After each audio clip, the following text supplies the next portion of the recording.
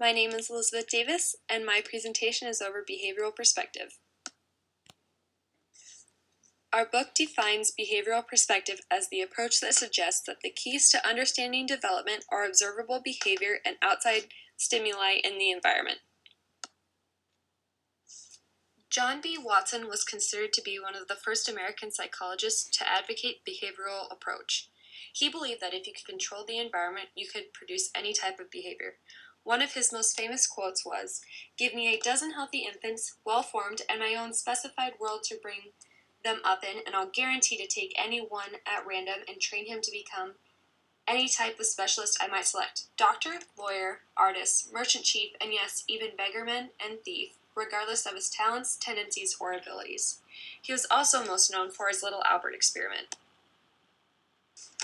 In the Little Albert experiment, a child was placed in a room with a laboratory rat. In the beginning, he showed no fear of the rat. In later trials, whenever Albert would touch the rat, someone would make a loud noise behind him, which resulted in Albert crying and becoming scared. After several times of both the rat and the loud noise being present, when the rat was presented to little Albert by itself, he would start crying and become upset because of the association with touching the rat and the loud noise. Our book talks about two types of conditioning that are associated with the behavioral perspective: classical conditioning and operant conditioning. Classical conditioning is defined as when an organism learns to respond in a particular way to a neutral stimulus. An example of this is Pavlov's dogs. Pavlov discovered that by repeatedly pairing two stimuli, such as the sound of a bell and the arrival of meat, he could make hungry dogs learn to respond, not only when the meat was presented, but even when the bell was considered without the meat. This is the same process of classical conditioning and how it explains how we learn through emotional responses. Operant conditioning is defined as a form of learning in which a voluntary response is strengthened or weakened by its association with positive or negative consequences. There is positive reinforcement, which is giving something pleasant after a behavior. This increases the probability that the behavior will continue.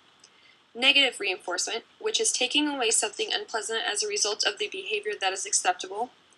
Positive punishment is used to decrease a behavior and is presenting something unpleasant after the behavior.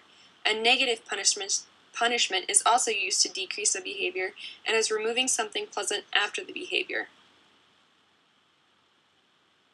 Social cognitive learning theory is defined as learning by observing the behavior of another person, called a model. Most of the models we learn from and observe are live models. These are individuals whose behavior is observable in real life. For example, your teachers, your peers, your brothers and sisters, or your parents. The second type of model is symbolic model. These are real or fictional characters that influence an observer's behavior. These type of models can be real or fictional, portrayed in your favorite books or your favorite movies or artists, anything like that. If we see someone we consider a model being rewarded, we are more likely to do it ourselves.